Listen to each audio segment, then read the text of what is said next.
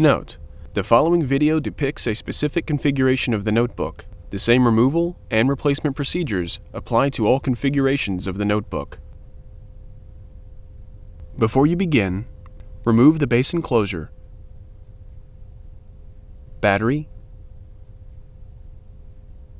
wireless module, fan, and system board. Removal: remove the two 2.5mm P1 Phillips head screws that secure the power button board to the top cover. Lift the power button board off of its alignment pins on the top cover and remove.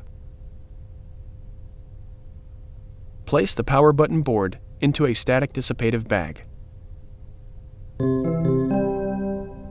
Replacement: remove the power button board from the static dissipative bag. Place the power button board onto its alignment pins on the top cover. Replace the two 2.5mm P1 Phillips head screws that secure the power button board to the top cover.